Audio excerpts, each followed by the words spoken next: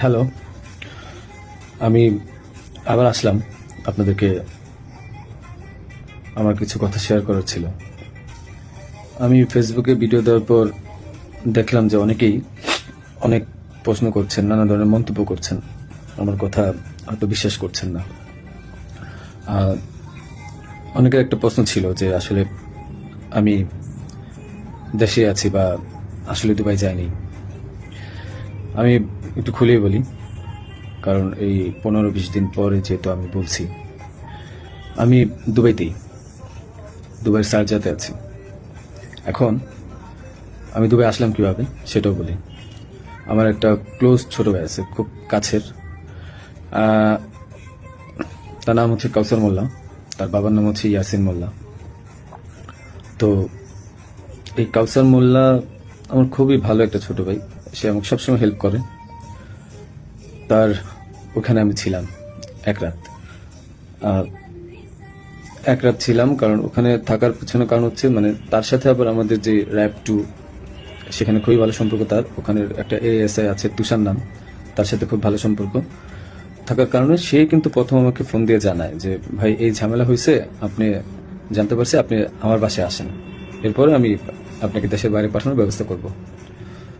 তো আমি পরে বুঝতে পারিনি, পরে ফেসবুকে দেখলাম, দেখার পরে সে আমাকে লিঙ্ক দিল, দেখার পরে আমি তার ওখানে চলে যাই এবং এক রাত তার ওখানে ছিলাম। তার বাবা ইয়াসিন মোল্লা মোটামুটি পাওয়ারফুল লোক, আর টাকা পয়সা আছে অনেক।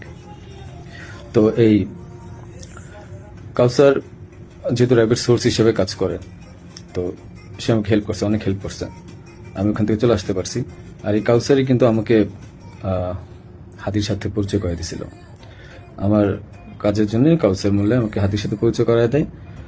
আমি তার নামটা কেন বললাম, কারণ আমার তাকে সন্দেহ হয়েছে। সে আমাকে দেশ থেকে করছে, সেভ করছে, সবকিছু করছে, যেহেতু কাজটা আমি করি নাই। সে জানতো যে আমি কখন হাদির কাছে যাই, কি করি না করি, সবই জানতো, কারণ আমার কাজের জন্য আমি যাচ্ছিলাম, সে জানতো। যেহেতু সে আমাকে পরিচয় করেছে, তাকে আমি, সে নিজেকে এখন ওই নাহিদ সার্জিস, তারপর আপনার হাদি, এদের খুব ক্লোজ আমাকে বলছিল। সেই বিদায় আমি তাকে বারবার বলছিলাম যে আমাকে তাহলে একটু পরিচয় করায় দেন আমার কাজটার জন্য, আমার কাজটা তো এখন দরকার, কারণ আমার প্রতিষ্ঠানে কোনো কাজ নেই।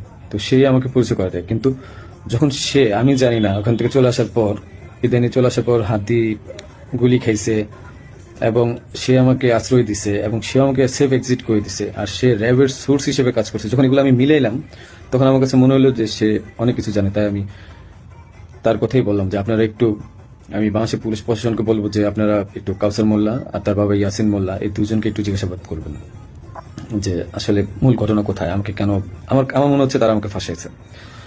তো এটা গেল। তাদের সাথে জড়িত র্যাবের সোর্স হিসেবে সে কাজ করে, তাদের সাথে জড়িত র্যাব 2 এর তুষার নামে একজন এসআই আছে, আপনার তাকেও জিজ্ঞাসাবাদ করবেন। এখন আমি আরেকটা কথায় আসি।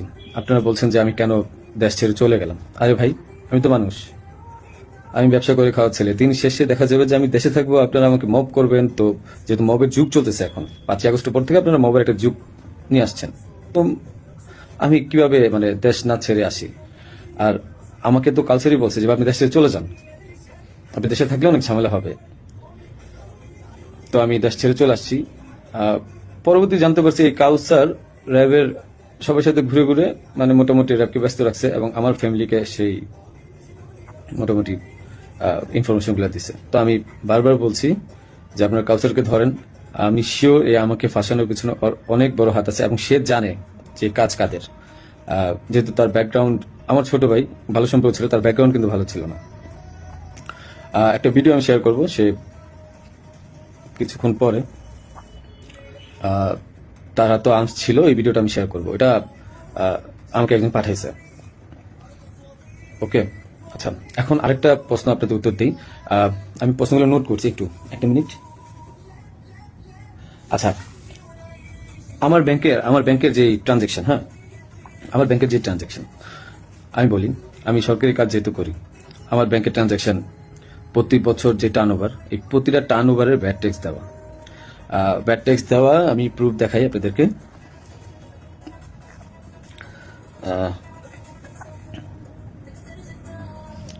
প্রতিটারই ভ্যাট ট্যাক্স দেওয়া। অ্যান্ড আমি ব্যবসা করি 2010 সাল থেকে। তো আমি ট্যাক্স দেওয়া শুরু করেছি মেবি 14 সাল থেকে। হ্যাঁ, তো ওই সব কাগজগুলো নাই, একটা 2টা বছরের খুঁজে পাইছি। এই যে দেখেন, 2022 সালে আমার 21 লাখ টাকা ট্যাক্স দেওয়া ছিল, এবং 2023 সালে আমার 66 লাখ টাকা, এবং এই বছর কিন্তু আমি 9 লাখ টাকা, ব্যবসা এত ভালো ছিল না, 9 লাখ টাকা আমি ট্যাক্স দিয়েছি। ঠিক আছে, আপনাদের আরো কিছু প্রশ্নের উত্তর দেবো আমি। যে আপনারা বলছেন যে আসলে হাদি টাকা নেয় না, হাদি অনেক ভালো মানুষ। আমার যে 65 লাখ টাকা আপনারা বলছেন বাজেয়াপ্ত করবেন, এই 65 লাখ টাকা আমার 2টা আইটি কোম্পানি থেকে আমাকে দেওয়া হয়েছে, এবং এটা পে অর্ডারের মাধ্যমে দেওয়া হয়েছে। আপনারা এগুলা আপনাদের যেই সিআইডি আছে তাদেরকে বলেন খুঁজে বের করতে। এটা আমার কামাই করা টাকা, তাদের সাথে আমার ব্যবসায়িক ডিল ছিল, বিদায় এই টাকা তারা আমাকে দিছে।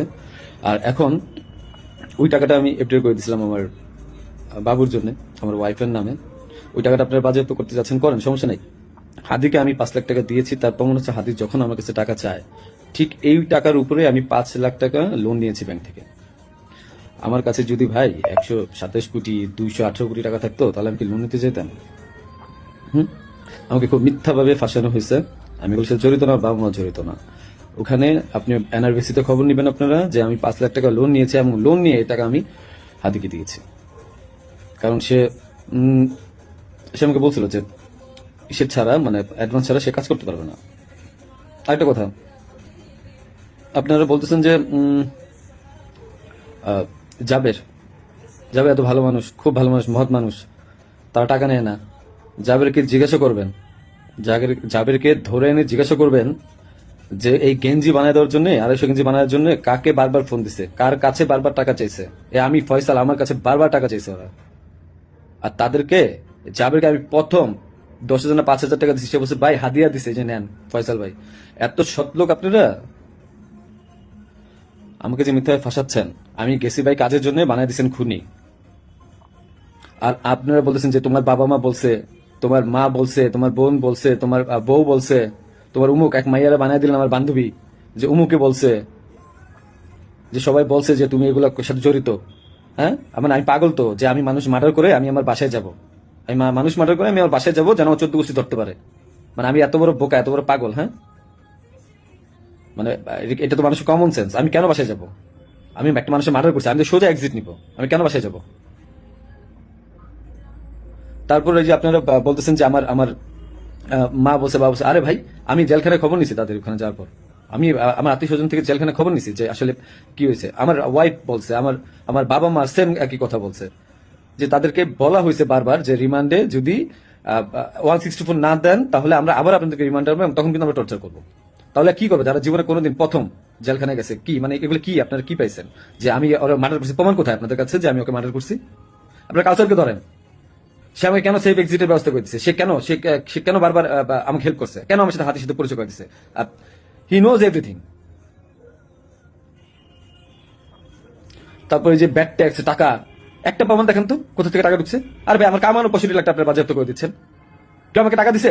আমি ব্যবসা করে খাওয়াচ্ছিল। আপনারা বারবার আমি বলতেছি আপনাদেরকে যে এখানের সাথে আমি জড়িত না, একটা পর একটা মিথ্যা ব্লেম দিচ্ছেন, যে কমেন্টের পর কমেন্ট গালাগালি করতেছেন, যা মন চাই করতেছেন। আর ভাই, আপনাদের বাপ মায়ের দৌলত আপনার বাপ মা কি বলবে? হ্যাঁ,